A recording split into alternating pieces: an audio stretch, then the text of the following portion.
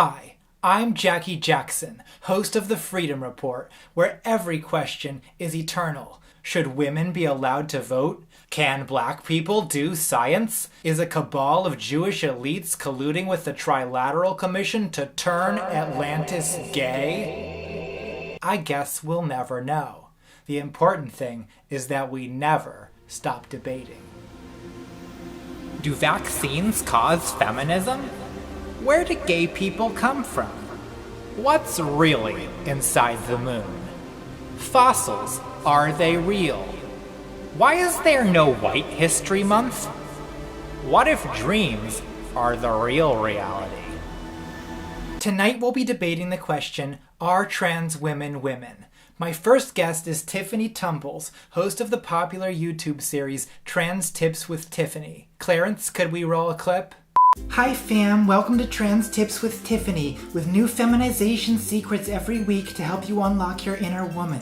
This week I'll be demonstrating how women eat barbecued ribs. So you have your rack of ribs, and what men usually do is they just take a rib and they just kind of dig in. Now, some guys like it if you do that. They like a girl who's a little bit messy. But if you want to appear more feminine, what you should do is just...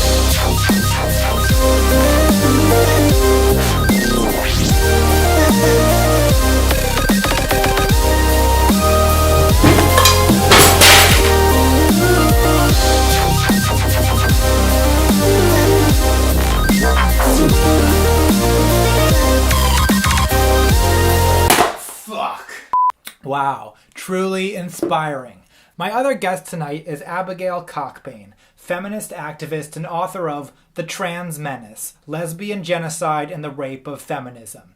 So, tell me, Abigail, are trans women really women? If by trans women you mean men who put on lipstick and invade women's spaces, then no, men are not women. Okay, and Tiffany, what do you say to that? Do I really have to respond to that? Well, yes you do. You're here to debate, aren't you? The debate must commence, Tiffany. The debate must commence. Well, I am a woman. I live my life as a woman. I wake up as a woman. I make love as a woman. I experience misogyny like a woman. I'm treated like a woman in public. Females are oppressed under patriarchy because men want to control our wombs. Men impersonating women do not have wombs, and they cannot be oppressed on that basis. Well, what about infertile cis women? Men don't want to control their wombs, but they still experience sexism, don't they? Yes, because being female means you're assumed to have female reproductive function. Men do not try to control the reproductive function of other men pretending to be women. I am not a man pretending to be a woman. When men catcall trans women, when they rape us, when they harass us, when they deny us employment, they don't care that we don't have a womb. They only care that we're women. Well, does any of that even happen? I, for one, can always tell the difference between a real woman and a man in a wig. And I'm pretty sure so can men. Well, you would know that it happens all the time if you were willing to listen to the experiences of trans women, but you're not willing to do that because you are a TERF. What did you just call me? Yeah, what does that mean? A TERF, a trans-exclusionary radical feminist. That is a vicious anti-female slur. You know, it's really not. It's just a fact that that's what you are. If anything, it's too generous, because there's nothing radical or feminist about your view. What? You're a bad feminist. What did you say? Yeah, this is a hot exchange of ideas. Keep it going, girls. You're a bad feminist. This is just reactionary gender essentialism with a radical veneer. How dare you say that? I'll teach you a thing or two about gender essentialism. Gender essentialism is the idea that wearing high heels and a miniskirt makes you a woman. I never wear high heels or miniskirts. Why do you think trans women do this? Well, Caitlyn Jenner. Not all trans women are Caitlyn Jenner. A lot of trans women are very feminine because we have to be in order for society to recognize us as women. But long hair and makeup is not what makes us women. This is just one way of communicating a truth that comes from within. Right. So any hairy man who decides he feels like a woman one day can just strut around naked in a women's locker room with his genitals flopping around, and women who have been abused by men are expected to just allow that in their safe space. Why is it always hairy and flopping genitals? Trans women as a group are the most devoted body hair removers I've ever met, and they're also some of the least likely to want to flop their genitals in public. That doesn't matter. To a woman who has been abused, the sight of male genitals is still triggering. Wouldn't a sexual assailant's genitals be hard instead of flopping? I don't know, but that's not the point. Trans women are not hairy men who decide to wave their genitals at women. This is just some scenario you've made up in order to scare people into thinking trans women are really just predatory men. I'm not making it up. It happens all the time. I can send you at least a dozen Daily Mail articles about it. The Daily Mail! That radical feminist publication we all love so much. I'm sorry, can I interrupt here? It seems like the disagreement in this exchange is about what it means to be a woman. Abigail, it seems like the idea you're bringing to the marketplace is that women are people with vaginas. And Tiffany, you're trying to sell us on the idea that a woman is someone who fills the social role of a woman. Is that right? Well, not exactly. You can reject conventional social roles while still being a woman. That's why I emphasize psychology. What matters is that you feel at ease with female embodiment and ill at ease with male embodiment. Well, I'm not at ease with female embodiment. Well, would you rather be in a man's body? Ew. No.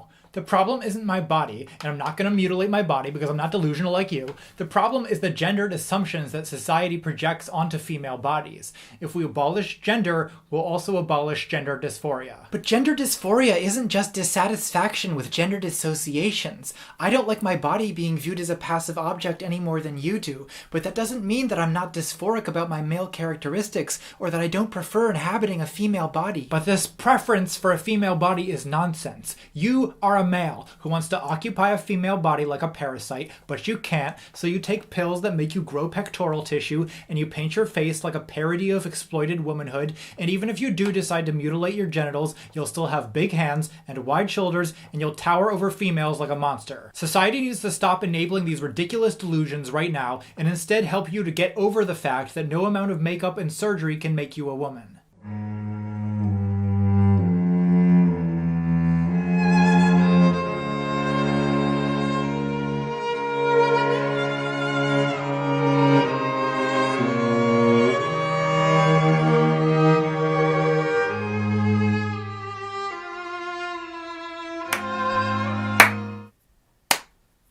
That was some good free speech right there.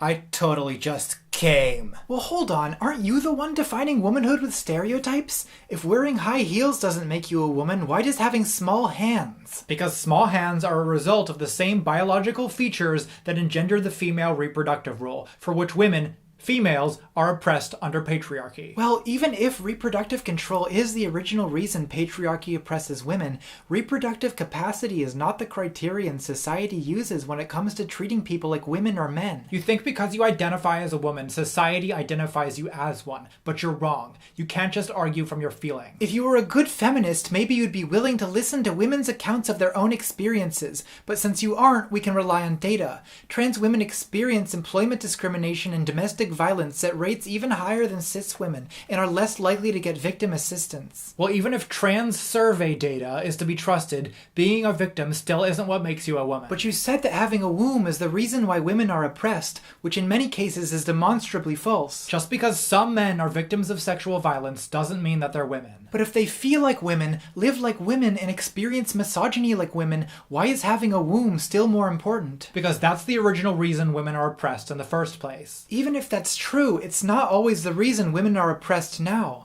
What reason could you have to insist on this apart from pure transphobic prejudice? The reason is that words have to mean something. I have a definition of womanhood that makes sense and that everyone understands, but you want to tell me that anyone who says they're a woman is a woman. And that's the kind of postmodern nonsense that makes it impossible to politically organize as women and as feminists, which leads to men taking over women's movements and women's spaces. Your assumption is still that trans women are lying men pretending to be women. For what purpose? To enjoy being potentially rejected by their families, evicted from their homes, abused by the police, and raped in prison? Why can't you just believe that some people might be radically uncomfortable with their assigned gender or sex? Because one minute you're telling me that severe mental illness is what makes someone transgender, and the next you'll be asking me to accept that not all trans people transition and that women with short hair are actually a third gender. This is counter-revolutionary, individualist nonsense that puts personal feelings over political structures. I'm not denying political structures. structures. I'm telling you that individual people interact with those structures in ways that don't always correspond to whether or not they have a womb. Well, give me a coherent definition of gender identity that doesn't fall apart on examination,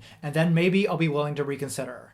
Yeah, Tiffany, can you explain gender identity? I don't really get it. If you're expecting some ultimate definition that perfectly accounts for everyone, then you'll never be satisfied.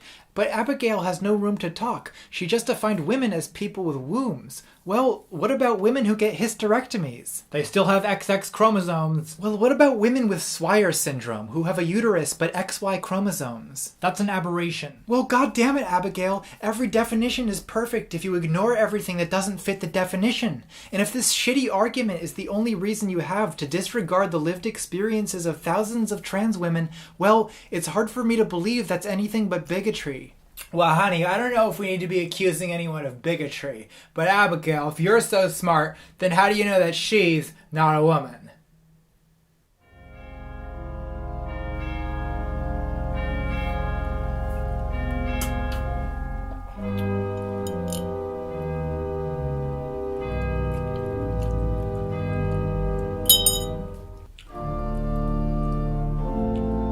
Dost thou bleed? What? Dost thou bleed? I do not menstruate out of my dick, if that's what you're asking. Infiltrator, never canst thou enter the sisterhood of the blood. Good. I just want to pee. I don't want to be part of your creepy vagina cult. Oh, and now vaginas are creepy. This is exactly the kind of anti-female sentiment I've come to expect from male feminists. Jackie, I'm weary of this toilsome man. Shall we begin the ritual of the blood? Oh, is it that time already? Yeah, sure, let's do it.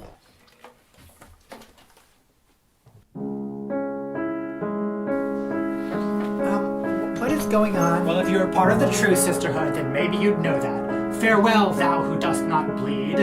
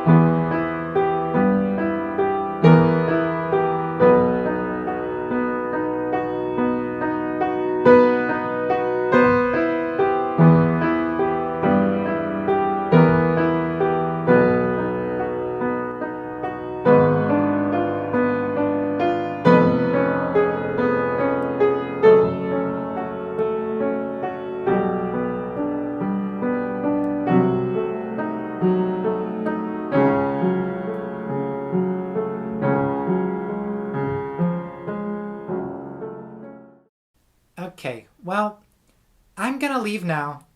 Bye.